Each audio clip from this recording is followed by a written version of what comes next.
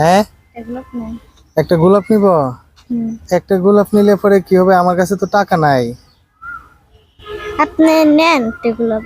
হ্যাঁ, আমি সকালবেলা পান্তা ভাত খেয়ে আইছি। সকালবেলা পান্তা ভাত খেয়ে আইছি। পান্তা ভাত খাইছো? হুম। কে পান্তা ভাত খাইবা কে তুমি? রান্না করে ভালো ভালো খাইবা। তোমার আম্মু কোথায়? আমার আম্মু গোলাপ ফুল আনতে গেছে। তোমার আব্বু কোথায়?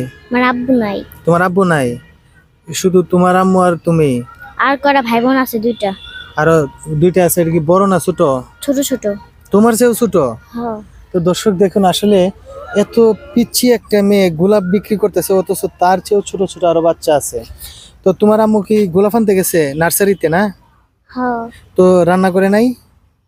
রান্না করে চাইতে যায় নাই। হ্যাঁ, মা কইছিল রান্না করে দিয়ে যাচ্ছে। মা থাক, তোমার দেরি হয়ে যাবে গা। তাই দেরি না? দেরি হয়ে যাবে। পরে আবার রোদ উঠবে না যখন, তখন মা আবার হাঁপায় যাবে গা যেতে যেতে। তাই হ্যাঁ। এই জন্য পরে পান্তা ভাত খাইছো? হ্যাঁ। এখন কি আবার খিদা লাগছে? রাখছে গোলাপ করে বেশ হয়ে গেল, বাসায় যাবার ভাত খাইতাম রাইন্দা। একটু জোরে কথা বলো। এই গোলাপ গোলাপ বিক্রি করে তারপরে কি মানে বাসায় গিয়ে ভাত খাইবা? হুম। এখনো কতগুলা গোলাপ আছে? অনেকটি আছে। তারপরে এই 100 গোলাপ আছে, 200 গোলাপ, 100 গোলাপ আনছিলাম। 100 গোলাপ আনছি, একটা একটা বেচছিলাম। তাই? তো একটা বেচছো এতগুলার ভিতরে? হ্যাঁ। তোমার আব্বু কোথায় গেছে? আমার আব্বু একটা বিয়ে করে চলে গেছে, তাই আম্মু কইছে আব্বু যদি কেউ কয় আব্বু নাই। তাই? হুম। আরেকটা বিয়ে করে চলে গেছে? তো এখন এই সংসার চালাই কেডা? আমরাই চলে, মা আর আমি। তোমার আম্মু কি করে? আমার আম্মু গোলাপ ফুল বিক্রি করে। গোলাপ বিক্রি করে? হ্যাঁ। সারাদিনে কত টাকার বিক্রি করতে পারো তুমি? তারপরে হয় 300-400 টাকা। 300-400 টাকা? হ্যাঁ। 300-400 টাকা বিক্রি করলে পরে কত টাকা তোমার লাভ থাকে? 200 টাকা। 200 টাকা? তো আমার কাছে এখন কয়টা গোলাপ বিক্রি করবা? যে যে করে নেবেন সেই করেই। তাই? একটা কত? 20 টাকা। কিছু কম দেওয়া যায় না? একটা খুলে দাও তুমি।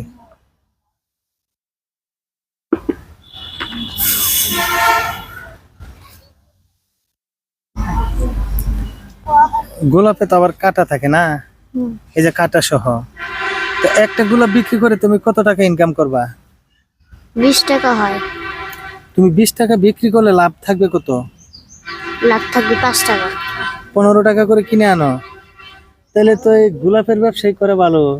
5 টাকা যদি থাকে এক গোলাপে, তাহলে 100 বিক্রি করলে প্রায় বহু টাকা ইনকাম থাকে এখানে। হ্যাঁ, 500 পরে টাকা। আবার রিস্কা ভাড়া নেয়া, তারপরে কয় টাকা দিয়ে লাভ থাকে। তোমার বাসা কোথায়?